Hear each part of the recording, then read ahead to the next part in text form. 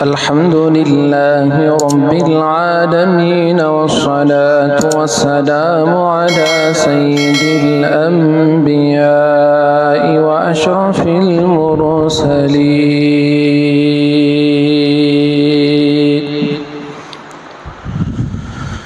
सय्यिदिना मुहम्मदिन व अला आलिहि व सहबिहि अजमाईन। अम्मा बादु फ़क़द क़ाल अल्लाहु तबारक व तआला फ़िल क़ुरआनिल मजीद वल फ़ुरक़ानिल हमीद। अऊज़ु बिल्लाहि मिनश शैतानिर रजीम। बिस्मिल्लाहिर रहमानिर रहीम। वलिल्लाहि अलन्नासि हिज्जुल बैति मन इस्तताअ इलैहि सबीला वमन कफ़र फ़इन्नल्लाह गनियुन अनिल आलमीन। सदक़ल्लाहु मौलानल अलियुल अज़ीम।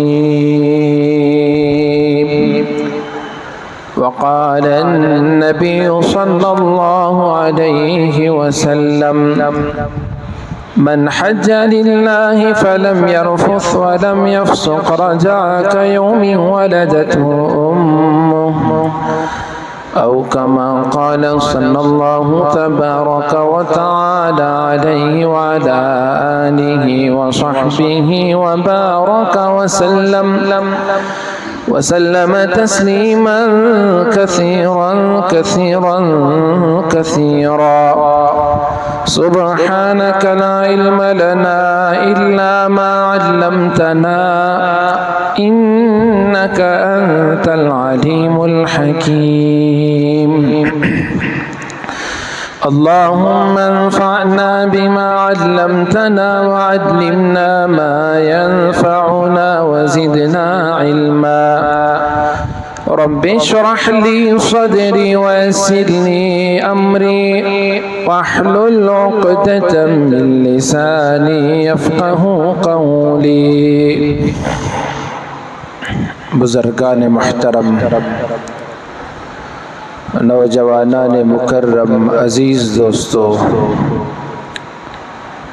अल्लाह रब्बे ज़ुल जलाल ने हमारे लिए जिन फ़राइज़ को, अरकान को मुतय्यन फरमाया, उनमें हज भी बहुत ही अहम और मुहतम बिशान रुकन है।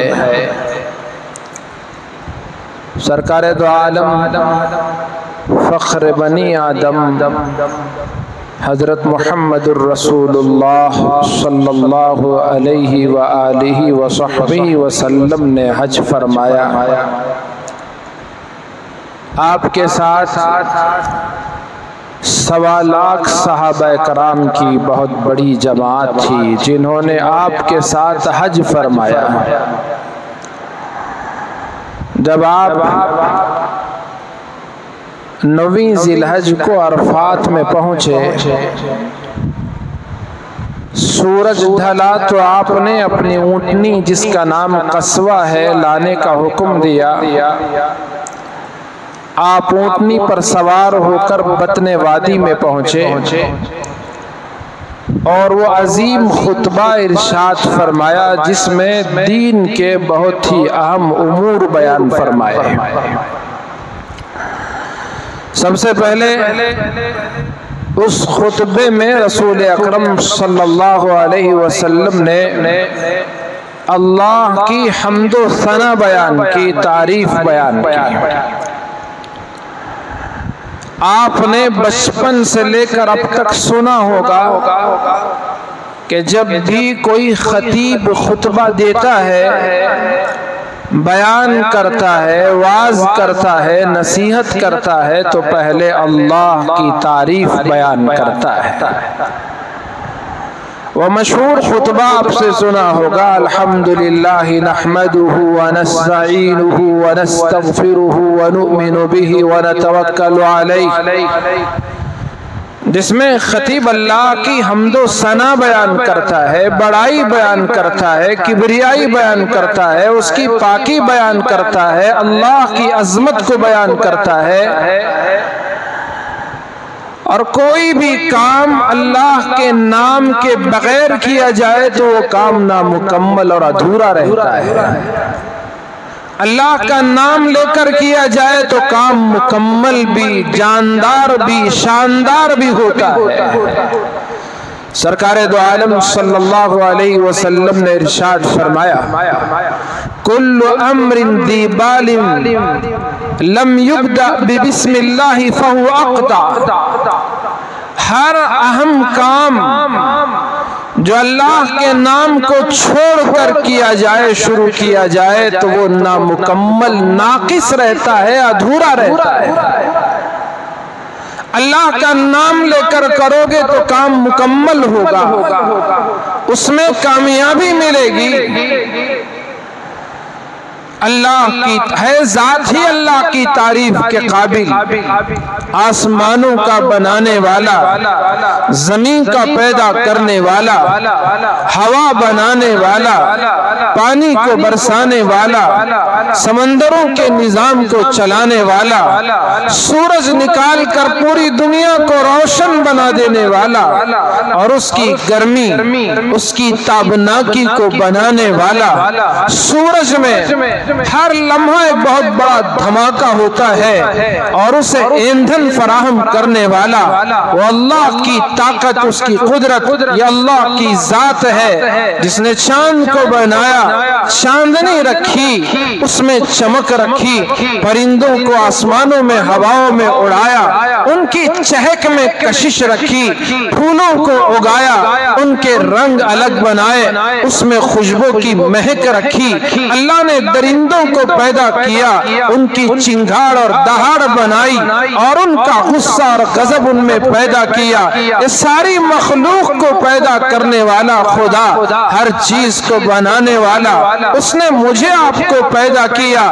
کیا تھی ہماری حیثیت؟ وہ ناپاک نطفہ، وہ ناپاک منی کا ناپاک نطفہ و قطرہ جسے اللہ پاک نے انسان کی خوبصورت شکل میں ڈھالا، آنکھ دیے، کان دیے، زبان دی، ہاتھ دیے، پیر دیے، دل دیا، دماغ دیا۔ وفی انفسکم افلا تبصرون، یہ سارا وجود اس نے بخشا، اسی نے یہ سب کچھ عطا کیا۔ پھر بولنے کی صلاحیت رکھی، سننے کی طاقت رکھی، سمجھنے کی کیفیت اور صلاحیت کو اللہ نے پیدا کیا۔ یہ سارا نظام میرے رب کا بنایا ہوا۔ وفی انفسکم افلا تبصرون، یہ اللہ کا بنایا ہوا، آپ ہی بتائیں کہ اس کی تعریف نہیں تو اور کیا ہوگی؟ ہر چیز اس کی بنائی ہوئی، ہر جانور اس کا نام لینے والا، دنیا کی ہر شے اس کا ذکر کرنے والی۔ وَإِن مِّن شَيْءٍ إِلَّا يُسَبِّحُ بِحَمْدِهِ، اس کی حمد و ثنا، اس کی پاکی بیان کرنے والی۔ تو غرض کائنات کے ذرے ذرے کو پیدا کرنے والا وہ تعریف کے قابل ہے۔ ہم نماز شروع کرتے ہیں، پڑھتے ہیں الحمدللہ رب العالمین، ہر قسم کی تمام تعریفیں اللہ کے لیے سزاوار ہیں جو تمام جہانوں کا پالنہار ہے، رحمان بھی ہے، رحیم بھی ہے، اور بدلے کا دن کا مالک بھی ہے۔ ساری عبادتیں اس کے لیے، ساری ریاضتیں اس کے لیے، تو میرا آپ کا خدا تعریف کے قابل ہے۔ رسول اکرم صلی اللہ علیہ وسلم نے حجۃ الوداع کے موقع پر جو خطبہ ارشاد فرمایا، سب سے پہلے اللہ کی حمد و ثنا بیان فرمایا۔ ارشاد فرمایا، لا الہ الا اللہ وحدہ لا شریک لہ، نہیں کوئی معبود سوائے اللہ کے، تنہا ہے وہ ذات، اس کا کوئی شریک نہیں۔ اور وہ اللہ کی ذات جس نے اپنے وعدے کو پورا کیا، وہ اللہ کی ذات نصر عبدا، جس نے اپنے بندے کی مدد کی، وہزم الاحزاب وحدہ، اور اس نے اپنے تمام باطل طاقتوں کا، اپنے باطل تمام قوتوں کا، دشمنوں کا، اس تنہا نے سب کا مقابلہ کیا، سب کو زیر کیا، ختم کر دیا۔ اور اللہ کے رسول نے اس طرح اللہ کی تعریف کر کے وہ خطبہ شروع فرمایا۔ پھر آپ نے لوگوں کو متوجہ کیا، اے لوگوں میری بات غور سے سنو، اسمعوا قولی، میری بات غور سے سنو، فإني لا أراني وإياكم أن نجتمع في هذا المجلس أبدا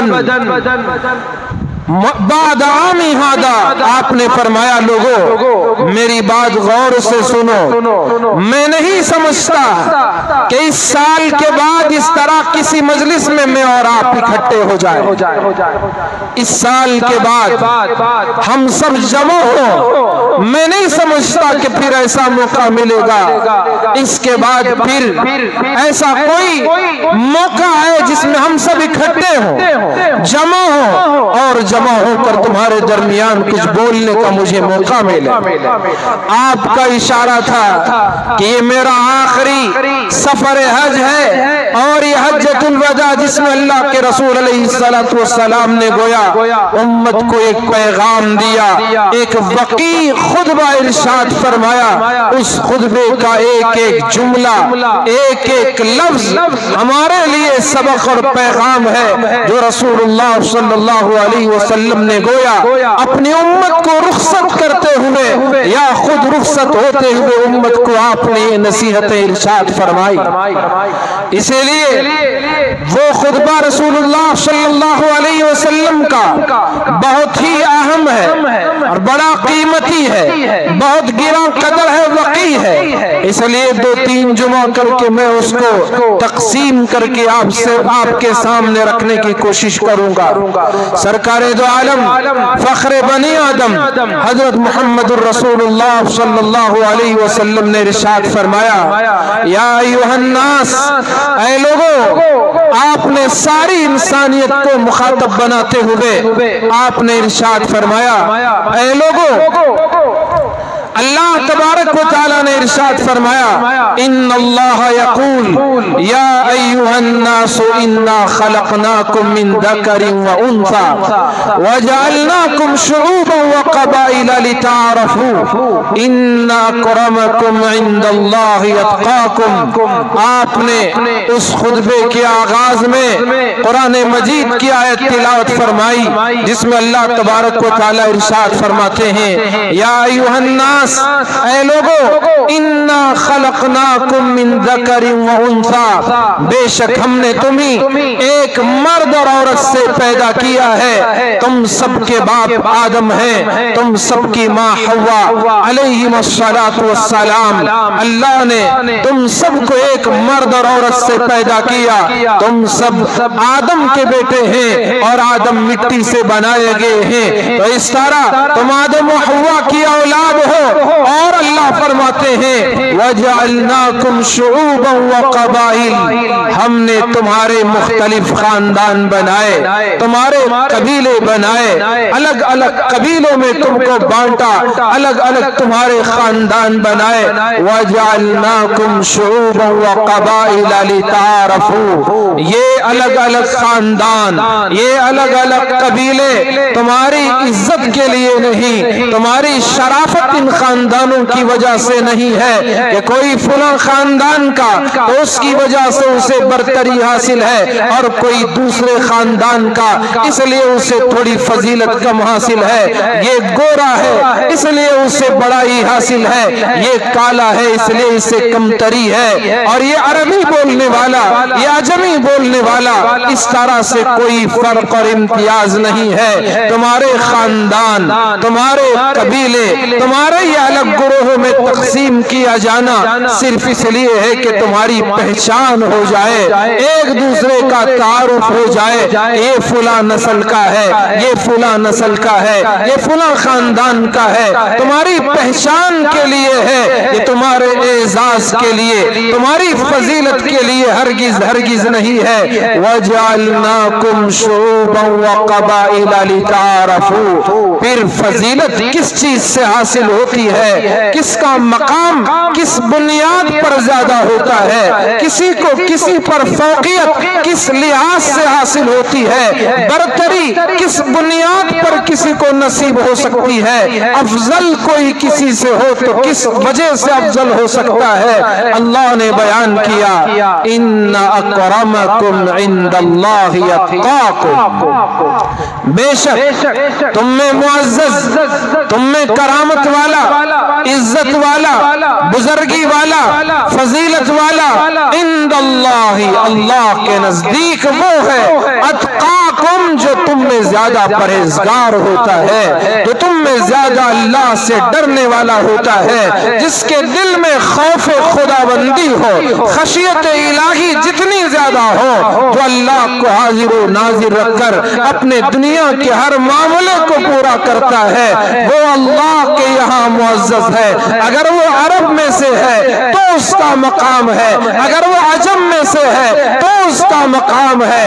آپ اچھی طرح جانتے ہیں امام المحدثین حضرت بخاری رحمت اللہ علیہ، امام بخاری وہ عرب کے نہیں عجم کے رہنے والے، اللہ تبارک و تعالیٰ نے ان کا علم، ان کا تقوی و پرہیزگاری، اللہ کی وہ محبت، وہ خوف خداوندی، اللہ پاک نے ان کو برتری عطا کی۔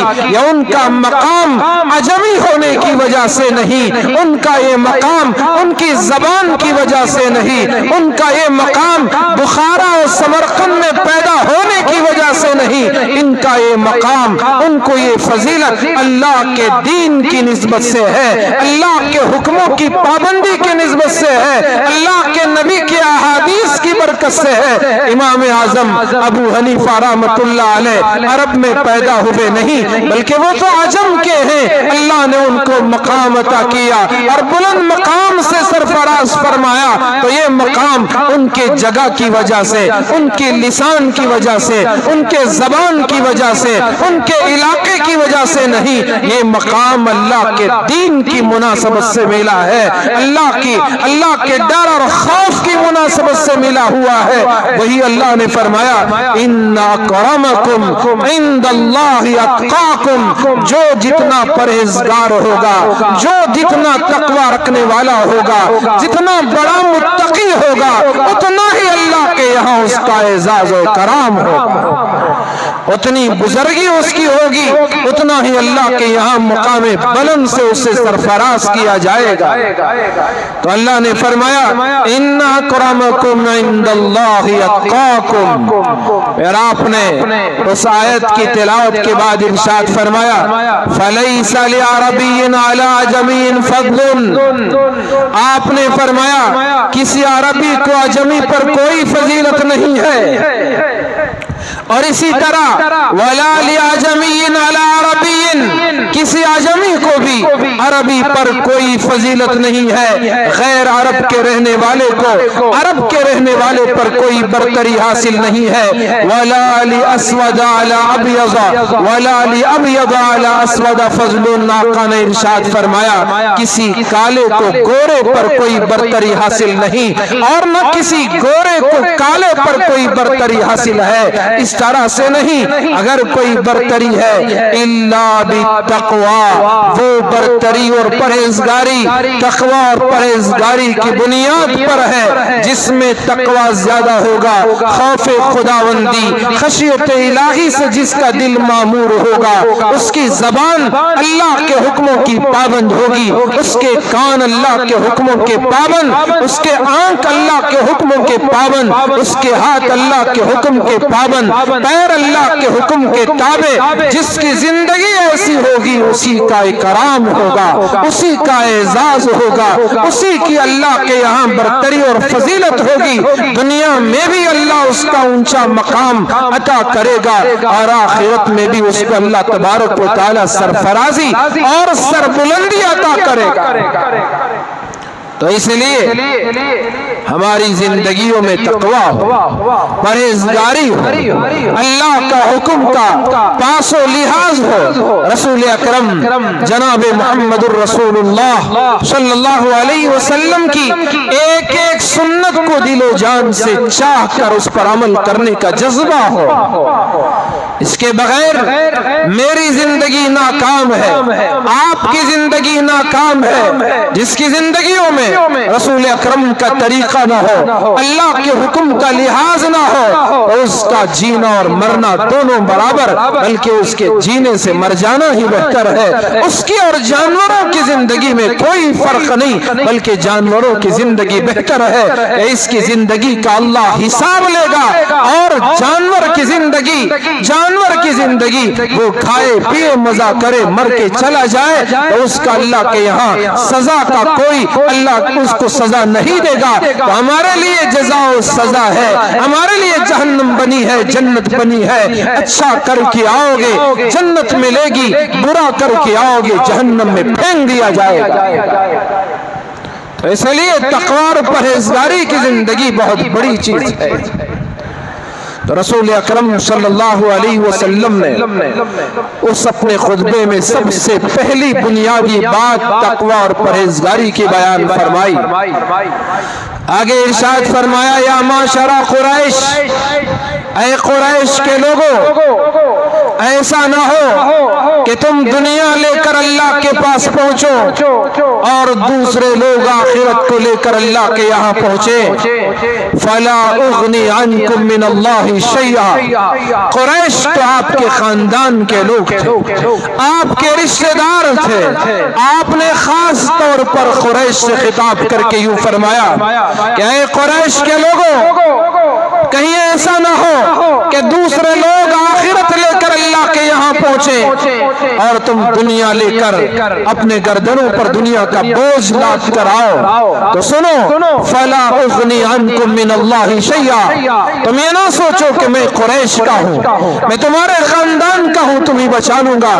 یاد رکھو، اگر تم دنیا لے کر خدا کے پاس پہنچ جاؤ اور آخرت کو پیٹ کے پیچھے ڈال دو، یاد رکھو میں رسول اللہ بھی تمہارے کچھ کام نہیں آؤں گا۔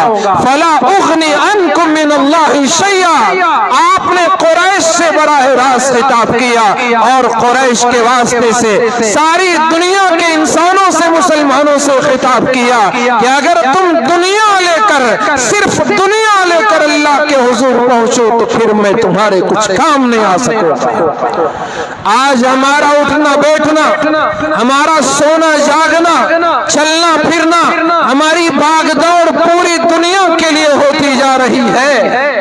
ہماری بول دنیا کے لیے، ہم کسی کی سنتے ہیں تو دنیا کے لیے، کچھ کرتے ہیں تو دنیا کے لیے، دنیا ہی کے لیے جیتے ہیں اور دنیا ہی کے لیے مرتے ہیں۔ آپ ہی بتائیں، اللہ کے رسول نے فرمایا فلا اغنی عنکم من اللہ شیئا، میں اللہ کے سامنے تمہارے کچھ کام نہیں آ سکوں گا۔ تو یہ دنیا دھوکے کا گھر ہے، یہ مچھر کے پر کی بھی حیثیت نہیں رکھتی۔ اس دنیا نے قارون کو زمین میں دھسا دیا، اس دنیا نے فرعون کو پانی میں ڈبو دیا، اس دنیا نے نمرود کو ایک لنگڑے مچھر کے ذریعے سے ہلاک کروا دیا، اس دنیا نے حامان کو برباد کر دیا، شداد کو برباد کر دیا، اسی دنیا نے ابو لہب و ابو جہل کو بے غارت کر دیا۔ دنیا ہے، اس نے بڑے بڑوں کو دھوکے میں ڈال دیا۔ تو یہ دنیاوی زندگی تمہیں دھوکے میں نہ ڈالے، تمہیں اللہ سے غافل نہ کر دے۔ یہ دنیا کی زندگی وما متاع الحیات الدنیا، یہ دنیا کا ساز و سامان، یہاں کی نفع کی چیزیں، یہ تو متاع غرور ہے، دھوکے کا سامان ہے۔ اسی کی لالچ میں کتنے لوگ تباہ و برباد ہو گئے، کتنوں نے اسی دنیا کے پیچھے پڑ کر اپنی آخرت کو بھلا دیا۔ جہاں جانا ہے وہیں رہنا ہے اور وہی ہماری آرام گاہ بھی ہے۔ اللہ نے حسین جنت کو ہمارے لیے بنایا، اس کو ہم نے چھوڑ دیا، غفلت کی زندگی انہوں نے گزار دیا، آخرت کو پیٹ کے پیچھے ڈال دیا، دنیا کے حوالے ہو گئے اور نکمی دنیا نے انہیں غفلت میں ڈال دیا، ان کی اس دنیا نے بھی کوئی ساتھ نہ دیا۔ تو اس لیے فَلَا أُغْنِي عَنْكُمْ مِنَ اللَّهِ شَيْئًا، یہ جملہ ہمارے دل پر لکھے جانا چاہیے رسول اکرم صلی اللہ علیہ وسلم کا۔ آپ نے جو آخرت کی طرف متوجہ کیا، ایسا نہ ہو کہ تم دنیا لے کر آؤ، دوسرے لوگ آخرت لے کر اب کے حضور پہنچے تو میں تمہارے کوئی کام نہیں آ سکوں گا۔ فَلَا أُغْنِي عَنْكُمْ مِنَ اللَّهِ شَيْئًا، حدیث کی کتابیں اٹھائیں، آپ کو یہ رسول اللہ کا خطبہ آپ کو ہر جگہ مل جائے گا، حدیث کی اکثر کتابوں میں آپ کو یہ خطبہ مل جائے گا جس میں رسول اللہ صلی اللہ علیہ وسلم نے یہ ارشاد فرمایا۔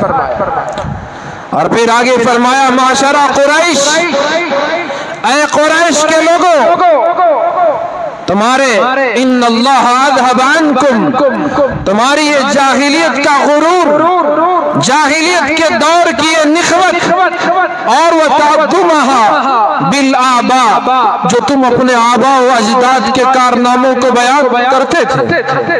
جہالت کے دور میں، جاہلیت کے زمانے میں خاندان والے جمع ہوتے، اپنے خاندان کے بزرگوں کے تذکرے کرتے، میرے باپ نے یہ کیا، میرے دادا نے یہ کارنامہ انجام دیا، یہ کیا، فلاں کیا، فلاں کیا، وہ کارنامے بیان کرتے۔ رسول اکرم صلی اللہ علیہ وسلم نے ارشاد فرمایا اللہ نے یہ تمہارے فخر کو اور جو کچھ یہ تم کرتے تھے سب کو ختم کر دیا ہے، اور آج کے بعد تم اپنے آباء و اجداد کے کارناموں کو بیان کر کے فخر نہیں کر سکتے۔ اب کوئی فخر کی بات ہوگی تو وہ قرآن سے فخر ہوگا، اگر کوئی فخر کی بات ہوگی وہ اسلام سے فخر کی بات ہوگی، عزت کی بات ہوگی، دین کی بات سے عزت کی بات ہوگی۔ ہمارے جو پچھلے کارنامے ہیں اس کا کوئی اب ذکر نہیں ہوگا، ہاں جو بیت اللہ کی تولیت ہے اور حجاج کو جو پانی پلانے کا جو کارنامہ ہے اس کا تو وہ سلسلہ تو باقی رہے گا، اس کے علاوہ کوئی بھی اپنے آباء و اجداد کے کارناموں کو بیان نہیں کرے گا۔ اور اس کے بعد اپنے ساری انسانیت سے خطاب فرمایا، ارشاد فرمایا یا ایھا الناس، اے لوگو، ان دماءکم واموالکم واعراضکم علیکم حرام کحرمت یومکم ھذا کحرمت بلدکم ھذا کحرمت شہرکم ھذا فی یومکم ھذا۔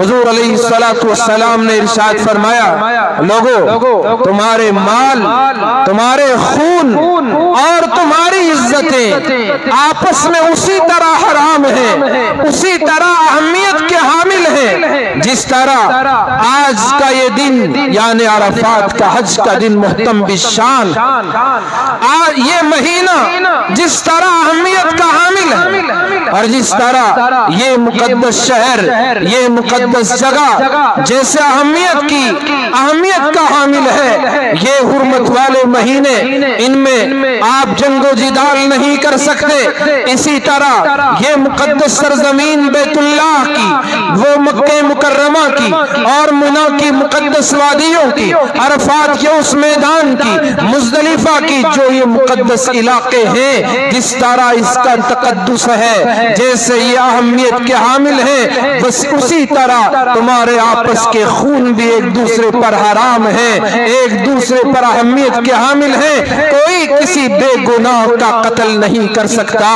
کوئی کسی کا خون نہیں بہا سکتا۔ اے انسانوں، ہر ایک کے خون کی قدر ہے، ہر ایک کے خون کی عظمت ہے، ہر ایک کا مقام ہے۔ کسی کا خون اتنا سستا نہیں کہ تم راستے میں کسی کو پکڑو اور بہا دو، تم کسی کے خون کو ایسے ہی بلا وجہ بہا دو، کسی کا قتل کر دو۔ اسلام نے کبھی کسی طرح سے کسی بے گناہ کی نہتے کو قتل کرنے کی اسلام نے اجازت نہیں دی۔ یہ پہلگام میں جو کشمیر کے اس وادی میں جو حملہ ہوا ہے، جن 27-28 نہتے لوگوں کو جنہوں نے ہتھیار نہیں اٹھایا تھا، ان پر گولی چلا دینا، ان کو مار دینا، میرے رب کی قسم یہ اسلام کے ماننے والوں کا کام ہرگز نہیں ہو سکتا۔ اسلام نے کبھی بھی آپ کو کسی ایک جملے سے اجازت نہیں دی کہ آپ کسی نہتے کو جس کے پاس ہتھیار بھی نہ ہو، جو آپ کا مقابلہ بھی نہ کر رہا ہو، اپنے کام سے کام رکھتا ہو، وہ تو تفریح کے لیے گئے ہوئے تھے۔ اسلام کبھی بھی اس کی اجازت نہیں دیتا کہ آپ ان کو مار دو، ان کی جان کا تم دھوکہ کرو، ان کو جان سے مار دو۔ یہ تو دور کی بات ہے جان سے مارنا، ان پر اپنا ہاتھ بھی نہیں اٹھا سکتے۔ وہ اسلام جس نے راستے میں گری پڑی چیز کو ہٹانے کا حکم دیتا ہے اور نہ ہٹائے تو کہتا ہے کہ تمہارا ایمان کمزور ہے۔ وہ اسلام جو کہتا ہے کہ تمہارے ہاتھ سے بھی کسی کو تکلیف نہ ہو، تمہاری زبان سے بھی کسی کی تکلیف نہ ہو، وہ اسلام جو پڑوسیوں کے ساتھ اکرام کی بات کرتا ہے، وہ اسلام جو پڑوسیوں کے ساتھ احسان کی بات کرتا ہے، بھلو وہ اسلام کسی نہتے پر ہاتھ اٹھانے کی کیسے اجازت دے سکتا ہے؟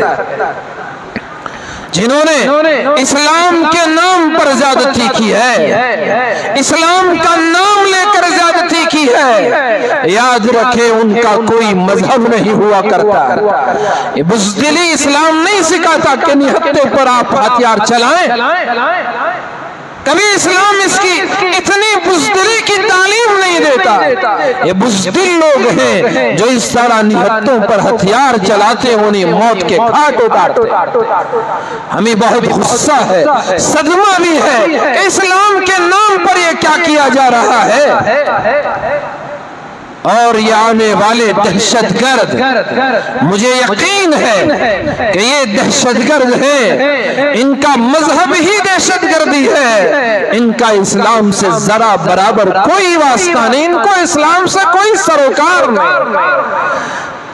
جس مذہب نے امن کی تعلیم دی ہو، سلامتی کا پیغام دیا ہو، اور جس کے بانی نے رسول اکرم نے فرمایا کہ تم کسی بے گناہ کا نہتے کا خون نہیں کر سکتے، کسی پر تم ہتھیار بلا وجہ نہیں اٹھا سکتے، اور حضور نے فرمایا المؤمن من امنہ الناس بوائقہ، مومن کی شان یہ ہے کہ دنیا میں بسنے والے تمام انسان اس ایمان والے سے امن محسوس کریں، اس سے اتنا امن محسوس ہو کہ وہ یہ جان جائے کہ ان سے کوئی خطرہ لاحق نہیں ہے، امن محسوس کریں، اس کا نام مومن ہے۔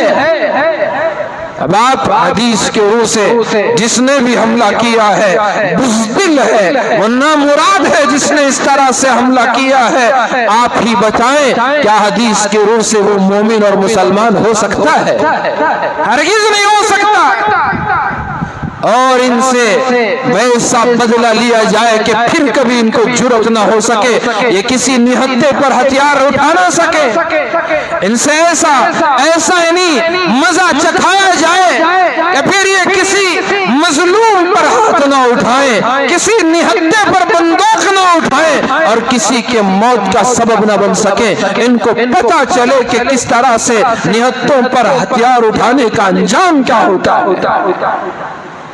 تو اس لیے رسول اکرم صلی اللہ علیہ وسلم نے ارشاد فرمایا تمہارے آپس میں خون حرام ہے، تم کسی کا خون نہیں بہا سکتے۔ قرآن میں اللہ نے فرمایا جو کسی انسان کا ناحق خون بہائے گویا اس نے ساری فَكَأَنَّمَا قَتَلَ النَّاسَ جَمِيعًا، اس نے گویا ساری انسانیت کا خون کیا ہے۔ ایک انسان کا ناحق خون بہانا ساری انسانیت کے خون بہانے کے مترادف ہوگا، اور جس نے ایک کی زندگی بچائی فَكَأَنَّمَا أَحْيَا النَّاسَ جَمِيعًا، گویا اس نے ساری انسانیت کی زندگی کو بچایا ہے۔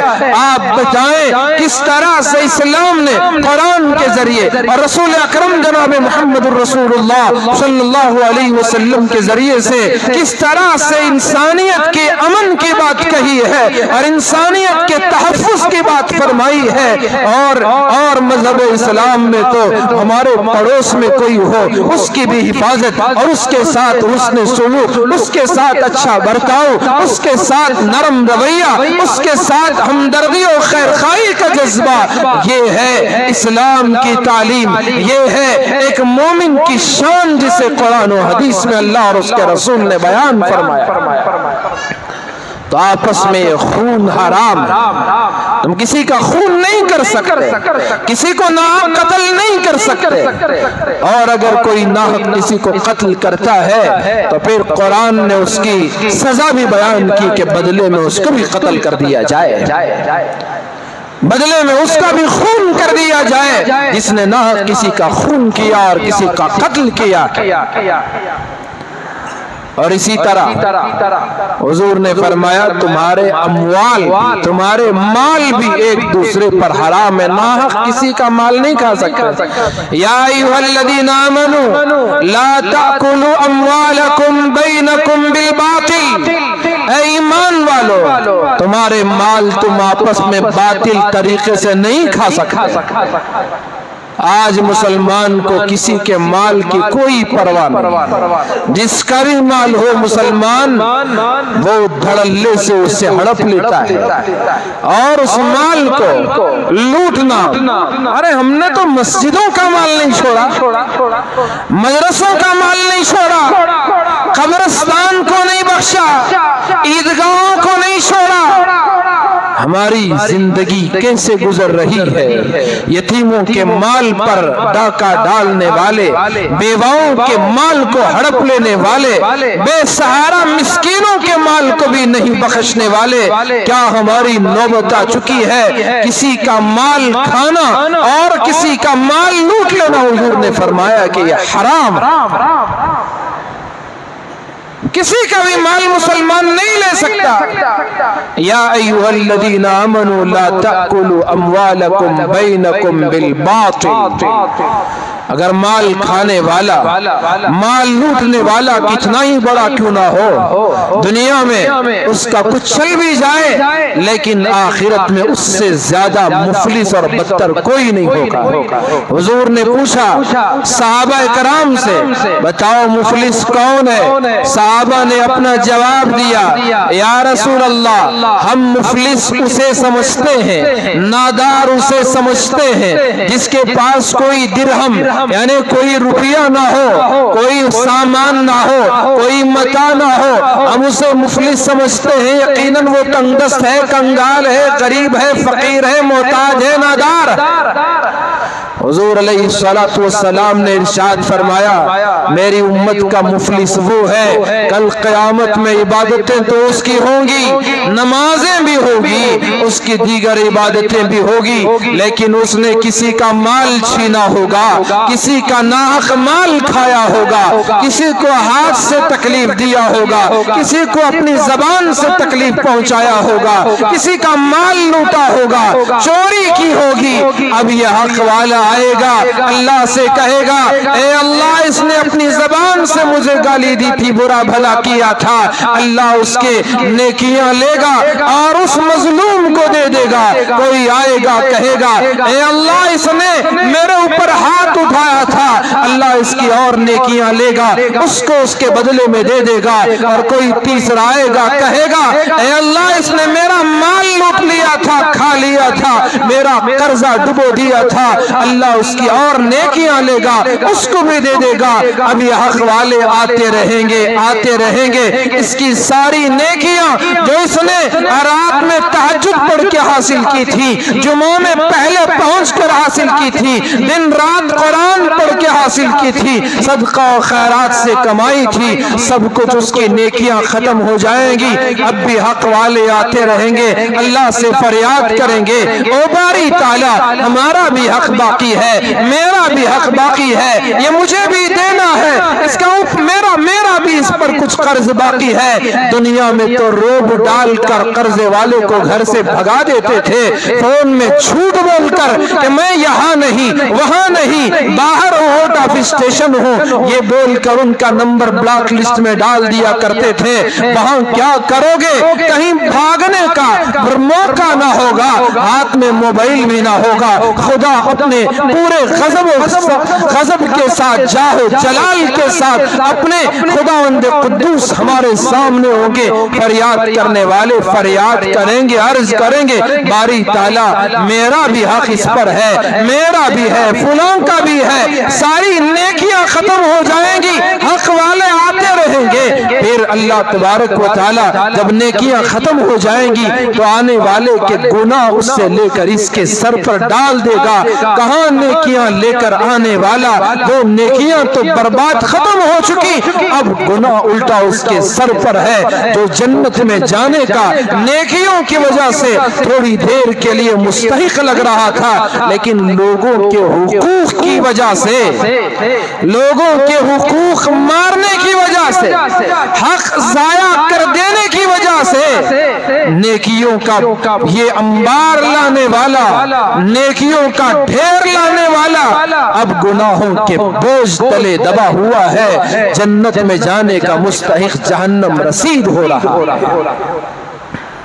تو اس لیے کسی کا بھی مال کیوں نہ ہو، آپ کو وہ جانتا ہو یا نہ جانتا ہو، رشتہ رکھتا ہو یا رشتے کا تعلق نہ ہو، کسی کا بھی مال نہ کھاؤ اور اس مال سے اپنے بچوں کے پیٹ کو نہ بھرو۔ کل یہ اولاد آپ کی نہیں ہوگی اگر حرام کے ذریعے سے ان بچوں کا پیٹ پالا ہوگا۔ یہ نافرمان بنے گی، دھوکے باز بنے گی، دوسروں کو تو بعد میں دھوکہ دے گی، پہلے خود کو اور خود کے گھر والوں کو دھوکہ دے گی۔ تو اس لیے کسی کا بھی مال، حضور نے فرمایا تمہارے اموال بھی حرام۔ تیسری چیز حضور نے ارشاد فرمائی تمہاری آپس میں عزتیں بھی ایک دوسرے پر حرام۔ کسی کو حق نہیں بنتا کہ کسی کی عزت اڑائے، کسی کی کو ذلت دے، کسی کا مذاق اڑائے۔ قرآن نے کہا یا ایھا الذین آمنوا لا یسخر قوم من قوم عسى ان یکونوا خیرا منہم، کہ لوگوں تم ایک دوسرے کا مذاق نہ اڑاؤ۔ ایک قوم، ایک مرد کی جماعت دوسرے مرد کی جماعت کا مذاق نہ اڑائے، ایک مرد دوسرے مرد کا مذاق نہ اڑائے، اسی طرح عورت بھی کسی عورت کا مذاق نہ اڑائے۔ حضور نے فرمایا اگر کوئی برے لقب سے پکارتا ہے تو یہ بہت بڑے گناہ کی برائی کی بات ہے۔ ایمان لائے پھر اس کے بعد برے لقب سے برائے تو یہ بہت بڑا گناہ ہے، فسق و فجور ہے، اور توبہ نہ کرے تو اس سے بڑا ظالم بھی کوئی نہیں ہوتا ہے۔ وَمَن لَّمْ يَتُوبْ فَأُولَٰئِكَ هُمُ الظَّالِمُونَ۔ تو اس طرح سے کسی کا مذاق نہ اڑائے۔ حضور نے فرمایا جو کسی کا مذاق اڑائے ضرور ایک نہ ایک دن اس کا بھی مذاق اڑایا جائے گا۔ من ضحک ضحک، دوسروں پر ہنسنے والے پر بھی ایک دن آئے گا کہ اس پر بھی ہنسا جائے گا، قریب ہی میں اس کا بھی مذاق ہوتا ہے۔ من ضحک ضحک، تو اس طرح سے حضور نے ارشاد فرمایا تمہارے آپس کے خون بھی ایک دوسرے پر حرام، اموال بھی حرام، تمہاری عزتیں بھی، تمہارے ناموس بھی ایک دوسرے پر حرام۔ کوئی کسی کا مذاق نہیں اڑا سکتا۔ جس طرح مکے کی سرزمین اہمیت کی حامل ہے، حرمت کے قابل ہے، حج کا دن، حج کا مہینہ حرمت کے قابل ہے، حضور نے مثال دے کر اسے جوڑ کر تشبیہ دے کر بیان کی کہ جیسے تمہارے دلوں میں مکے کی عظمت ہے، حج کے دن کی عظمت ہے، حج کے مہینے کی عظمت ہے، تو جیسے یہ عظمت تمہارے دل میں ہے اسی طرح طرح دوسرے مسلمان کے، دوسرے انسان کے خون کی عظمت بھی ہو، دوسرے کے مال کی عظمت بھی ہو، دوسرے کی عزت کی عظمت بھی ہو، اور جب تک یہ تمہارے اندر یہ عظمت باقی رہے گی تو تمہاری عظمت بھی باقی رہے گی، اور جب یہ عظمت ختم ہو جائے گی تو تمہاری ہیبت اور تمہاری عظمت بھی ختم کر دی جائے گی۔ تو اس طرح سے مسلمانوں کے اموال، ان کے دماء، ان کے اعراض، ان کی عزتیں، ان کے مال، ان کی جانیں ایک دوسرے پر حرام ہے، کوئی کسی پر انگلی نہیں اٹھا سکتا۔ پھر رسول اکرم صلی اللہ علیہ وسلم نے ارشاد فرمایا، جیسے میں نے پہلے بھی بیان کیا کہ عزتیں، اموال اور خون اسی طرح سے دنیا سے بے رغبتی آخرت کی طرف آپ نے متوجہ فرمایا، تقوی اور پرہیزگاری کو بنیاد بنا کر اس کی طرف متوجہ کیا، دعوت دی۔ اسی طرح آقا علیہ الصلوۃ والسلام نے ارشاد فرمایا، سنو، امانت کا خیال رکھو، جس کے پاس امانت رکھی جائے امانت برابر مستحق تک، حقدار تک پہنچانے کی کوشش کرو۔ قرآن مجید میں اللہ تبارک و تعالیٰ نے ارشاد فرمایا، فَإِنَّ مِنَ بَعْضُكُمْ بَعْضًا فَلْيُؤَدِّ الَّذِي اؤْتُمِنَ أَمَانَتَهُ وَلْيَتَّقِ اللَّهَ رَبَّهُ وَلَا تَكْتُمُوا الشَّهَادَةَ۔ اللہ نے ارشاد فرمایا، جس کے پاس امانت رکھی جائے تو وہ جو مؤتمن ہے، یعنی جس کے پاس امانت رکھی گئی، وہ اپنی امانت کو مستحق تک برابر پہنچا دے۔ دوسری جگہ اللہ نے فرمایا، ان اللہ یأمرکم ان تؤدوا الامانات الی اہلہا، بے شک اللہ نے حکم دیا تم کو اس بات کا کہ تم امانت کو امانت والے کے پاس پہنچا دو۔ اللہ کے رسول علیہ الصلوۃ والسلام پر لوگوں نے مکے کی زندگی کو تنگ کر دیا، آپ کو ستایا، مارا گیا، پیٹا گیا، گالیاں دی گئی، برا بھلا کہا گیا، سجدے میں ہو تو آپ کی مبارک گردن پر اون کی غلاظت اوجڑی کو رکھ دیا گیا، آپ کے راستے میں کانٹے بچھائے گئے، چلتے ہوئے راہگیر رسول اکرم صلی اللہ علیہ وسلم پر کچرا پھینکا گیا، ہر قسم کی تکلیفوں سے آپ کو دوچار کیا گیا، آپ کے ساتھیوں کو پیٹا گیا، آپ کے ساتھیوں کو مکے کی گرم زمین پر ریت پر لٹا کر اوپر چٹان رکھ کر ان کو تکلیفیں پہنچائی گئی، آپ کے ساتھیوں کو شہید کر دیا گیا، ان پر ظلم و ستم کے سارے پہاڑ ڈھا دیے گئے، سب کچھ کیا گیا۔ پھر اللہ کی طرف سے آپ کو اجازت ہوئی کہ آپ مکہ چھوڑ کر مدینہ چلے جائیں، ہجرت کا حکم ہوا۔ آپ بتائیں ان ظالموں نے آپ کے ساتھ اتنی زیادتی کی ہو، آپ کے گھر والوں کے ساتھ زیادتی کی ہو، آپ کے خاندان کے وہ لوگ جنہوں نے ایمان قبول کر لیا تھا، آپ کے ایمان کی دعوت کی وجہ سے انہوں نے آپ کے خاندان کو 3 سال تک شعبہ ابی طالب میں قید کر رکھا ہو، محصور کر رکھا ہو، باہر سے قافلے آتے، ان کو پابندی تھی کہ کوئی ان بنو ہاشم سے ملاقات کے لیے نہ جائے، سامان کا خرید و فروخت بیکاٹ کی نظر ہو گیا، بات چیت بند، 3 سال کا عرصہ، اس میں وہ بچے بل بلاتے تھے۔ کبھی ایسا ہوتا کہ بچوں کے رونے کی آواز وادی سے باہر آتی تھی اور ان کو کھانے کو کچھ نہ ملتا، وہ درخت کے پتے چبا کر وہ اپنا گزارا کیا کرتے تھے۔ کیسی قسم پرسی کا وہ عالم ہوگا، سارے ظلم و ستم جو کچھ ان سے ہو سکتا تھا سب کچھ انہوں نے کر دیا، ساری زیادتیاں کر دی۔ پھر اللہ کی طرف سے اجازت ملی کہ آپ مکہ چھوڑ کر چلے جائیں۔ رسول اکرم صلی اللہ علیہ وسلم پر اتنی زیادتی کرنے کے باوجود، نفرت کا مظاہرہ کرنے کے باوجود، جہاں مسلمان آپ کے پاس امانتیں رکھتے تھے، اس وقت کے مکے کے غیر مسلم کفار و مشرکین بھی آپ کے پاس امانتیں رکھا کرتے تھے۔ آپ کے پاس امانتیں یہ سوچ کر کی اس سرزمین پر کوئی امین ہے تو محمد عربی صلی اللہ علیہ وآلہ وصحبہ وسلم کی ذات اقدس ہے۔ کیا ان کا بھروسہ تھا کہ آپ اپنی امانتیں حضور کے پاس لا کر رکھتے تھے؟ آج حضور کا امتی آپ بتائیں کوئی ایسا ہو جس کے پاس لا کر لوگ اپنی امانتیں رکھتے ہوں؟ کیوں نہیں؟ اس لیے نہیں کہ ہم نے اس امانت کو ضائع کر دیا ہے، امانتوں میں خیانت کی ہے، ہم نے دھوکہ دیا ہے، ہم نے دن دہاڑے ڈاکہ زنی کی ہے، کوئی ہمارے پاس اپنی امانتیں رکھنے کو تیار نہیں ہے۔ اللہ معاف فرمائے۔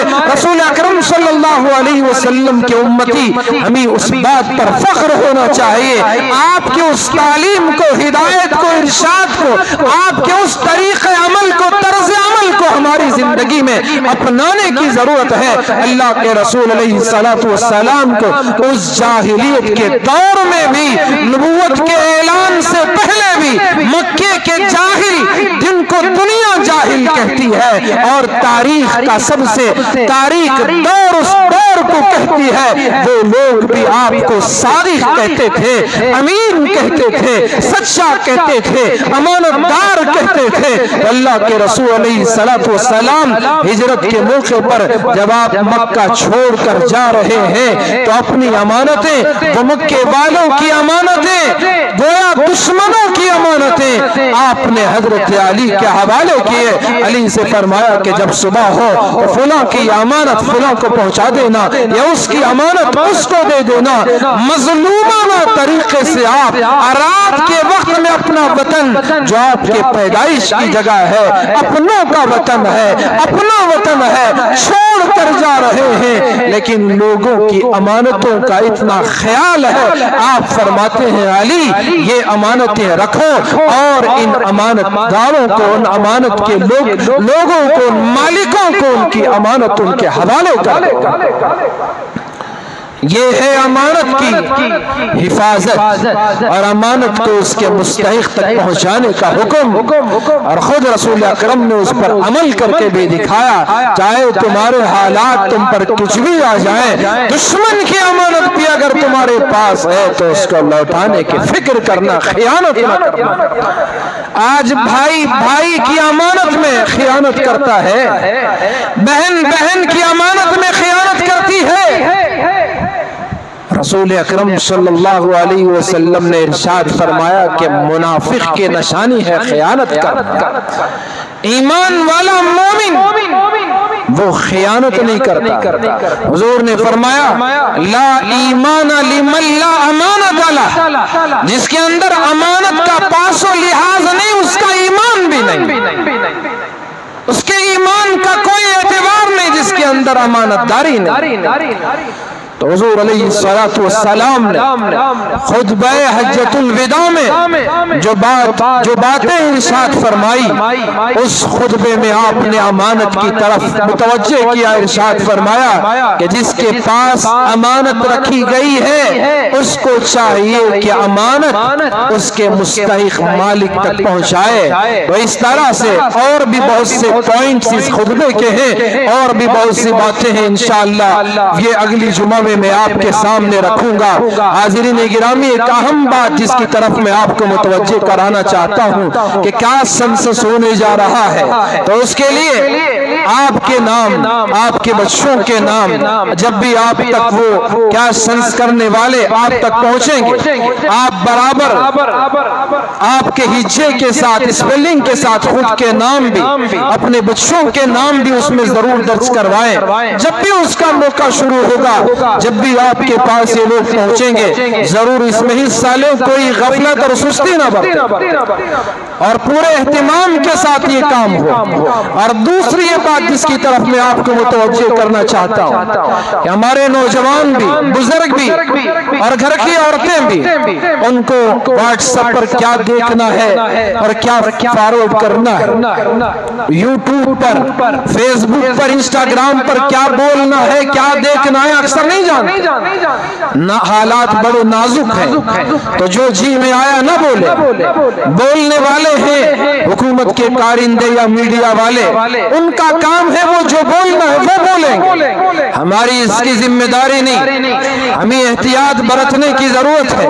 हमारे नौजवान दोस्तों से भी गुजारिश है, एहतियात से काम लें। आप जो भी मैसेज आया आप उसे फॉरवर्ड कर दे रहे हैं, अपनी तरफ से उसे ऑडियो या वीडियो कोई क्लिप बना रहे, उसको आगे फॉरवर्ड कर रहे हैं, तो इससे आपकी जिंदगी को खतरा हो सकता है, आपकी वजह से आपके घर वालों को परेशानी हो सकती है। तो इसलिए एहतियात से काम लें। हमारा जो काम है, अब हमारा काम है दुआ करना, हमारा काम है एहतियात करना, हमारा काम है एहतियात से हमारी जिम्मेदारियों को पूरा करना, हमारा काम खुद बेदार रहना और वक्त की नजाकत को समझना, किस तरह से हमारे कौम का भला हो उसकी फिक्र करना, अपनों की तरक्की के लिए काम करना। स्कूल कॉलेजेस का आगाज हो रहा है, ऐसे में चुनकर ऐसे स्कूल कॉलेजेस का इंतखाब करें जहाँ ईमान और हमारे मजहब और कल्चर की हिफाजत हो। ऐसे हिफाजत के स्कूल कॉलेजेस में पढ़ाने की फिक्र करें। अब ये करने के काम है, बजाय इसके किसी होने वाले कार्रवाई पर हम उसे ऐसे गलत कमेंट करें, और हम कर भी नहीं सकते, क्यों हम गलत कमेंट करेंगे। हमारा तो फख्र है, हमारा ये मुल्क भारत हमारा देश है, इसके लिए हमारे आबा व अजदाद ने कुर्बानियां दी हैं, अपना खून बहाया है, अपनी जानें गंवाई हैं, अपने बच्चों को यतीम किया है, औरतों को बेवा किया है। लाखों की शहादत के बाद ये मुल्क हमें आजाद मिला है, ये हमारा फख्र है और हम इस पर बड़े फख्र महसूस करते हैं। तो इसलिए इस मुल्क की हिफाजत हर एक मुसलमान की भी जिम्मेदारी है। तो आज हमारे फौज के लिए हमें दुआ करने की जरूरत है कि हमारा मुल्क महफूज रहे, सलामत रहे, अमन के साथ ही अमन का गहवारा बने, इसकी हम सबको फिक्र करने की जरूरत है। अल्लाह तबारक व तआला इस हसास मौके पर हम सबको समझदारी के साथ जिंदगी गुजारने और सही रुख अपनाने की हम सबको तौफीक अता फरमाए। आमीन सुम्मा आमीन व आखिरु दावाना अनिल हम्दुलिल्लाहि रब्बिल आलमीन।